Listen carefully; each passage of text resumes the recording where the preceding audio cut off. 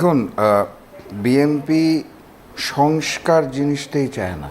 আমি যদি এক লাইনে বলি তাহলে বিএনপি সংস্কারই চায় না। আপনি যদি সর্বশেষ সালাউদ্দিন সাহেবের বক্তব্য শুনেন তাহলে উনি ওখানে স্পষ্ট করে বলেছে সংবিধান সংস্কার করার জিনিস না, সংশোধন হতে পারে, অমুক হতে পারে, তমুক হতে পারে। উনি বিজ্ঞ শিক্ষক, আমাদের সবার ক্লাস নেন, তো ওইভাবে উনি বলেছেন। অথচ আমরা এই সালাউদ্দিন সাহেবের মুখে শুনেছি ভোটের আগে যে কোনো আইন বাধা দিতে পারবে না, হ্যাঁ যদি জয়যুক্ত হয় আমরা সংসদে যে সবাই মিলে এটা বাস্তবায়ন করব।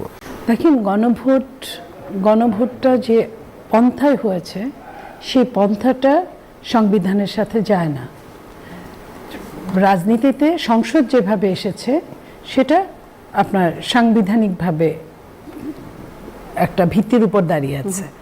তো গণভোটটা যেটা করার সেটা সংবিধানে ছিল না। গণভোট এইভাবে হওয়ার, গণভোটটা 3টা গণভোটের পরে আর গণভোটের সিস্টেমটা নাই, ওটা উঠিয়ে দেওয়া হয়েছে। সরকার এই হ্যাঁ ভোট বাস্তবায়নের দেরিও কথা আমি বলি, বিএনপি কিন্তু তখন এই কথাগুলো বলেছিল, কিন্তু সেই সময়কার সংস্কার কমিটি সহ আজকে যারা বিরোধী দলে আছেন তারা এটা নিজেদের একদম তখন তারা মনে করেছে যে ইন্টারিম গভর্নমেন্ট যেহেতু তাদের সে ছাড়া কিছু করে না, তারা যা বলবে এটাই হবে। কিন্তু ওইখানে আপনি খেয়াল করেন, ওইখানে কিন্তু একটা জায়গায় বলা আছে যে সংসদই লাস্ট ক্ষমতার কেন্দ্রবিন্দু, সংসদের মাধ্যমেই সব কিছু কিন্তু আপনার আস্থায় যাবে, মানে পাশ হবে, বিলটা পাশ হবে বিল আকারে। তো সংসদে কি থাকতে হবে? 2/3 মেজরিটি। এইখানে আপনার গণভোটটা হওয়ার আগে আরেকটা গণভোট করা দরকার ছিল, যে এই গণভোটটা হতে পারে কিনা। জনগণ সর্বময় ক্ষমতার উৎস, তো জনগণ ডিসাইড করবে যে গণভোট, যেহেতু ওই মুহূর্তে কোনো সংসদ ছিল না, জনগণই এটা ডিসাইড করার দরকার ছিল যে গণভোট যদি হয় এটা হতে পারে কিনা। সেটা ওই সরকার করেন নাই। সরকার তার মর্জি অনুযায়ী যা খুশি তাই করেছেন। কিন্তু সরকার এটাও জানেন যে সবশেষে সংসদে আসতে হবে। এখন সংসদ চলমান, সংসদে এসছে, সংসদের ভোট বলেন, গণভোটের যে কারণটা, জনভোট আপনি যেটা বললেন সংখ্যাগরিষ্ঠ ভোট, এইখানে আপনি একটা জিনিস খেয়াল করেন, ভোট দিয়েছে কতজন? 6 কোটি মানুষ ভোট দিতে যান নাই, 3 কোটি মানুষ গণভোটের বিপক্ষে ভোট দিয়েছেন। হ্যাঁ, প্রায় 9 কোটি মানুষের কিন্তু গণভোটের পক্ষে না।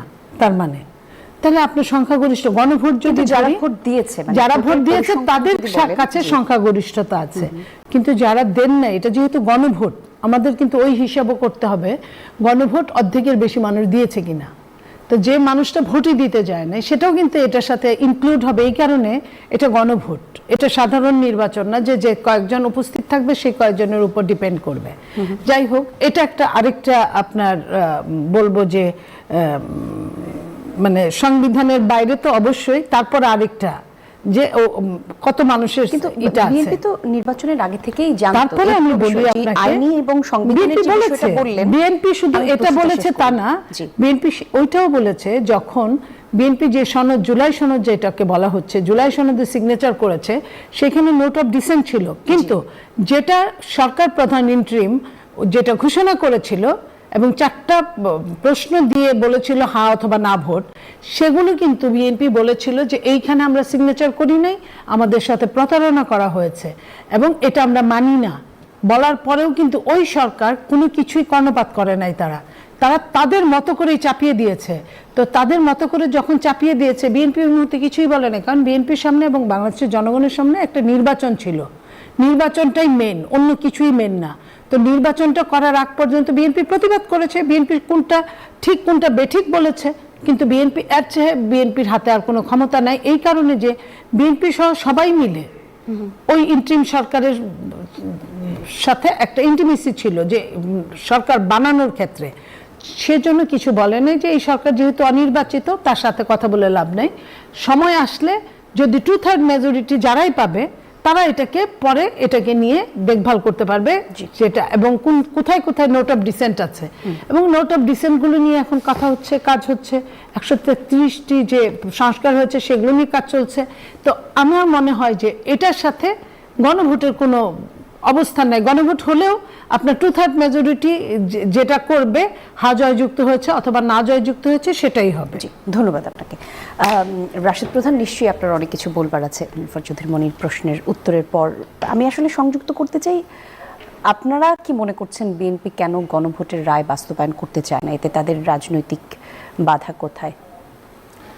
দেখুন, বিএনপি সংস্কার জিনিসটাই চায় না। আমি যদি এক লাইনে বলি তাহলে বিএনপি সংস্কারই চায় না। আপনি যদি সর্বশেষ সালাউদ্দিন সাহেবের বক্তব্য শুনেন তাহলে উনি ওখানে স্পষ্ট করে বলেছে সংবিধান সংস্কার করার জিনিস না, সংশোধন হতে পারে, অমুক হতে পারে, তমুক হতে পারে। উনি বিজ্ঞ শিক্ষক, আমাদের সবার ক্লাস নেন, তো ওইভাবে উনি বলেছেন। অথচ আমরা এই সালাউদ্দিন সাহেবের মুখে শুনেছি ভোটের আগে যে কোনো আইন বাধা দিতে পারবে না, হ্যাঁ যদি জয়যুক্ত হয় আমরা সংসদে যে সবাই মিলে এটা বাস্তবায়ন করব।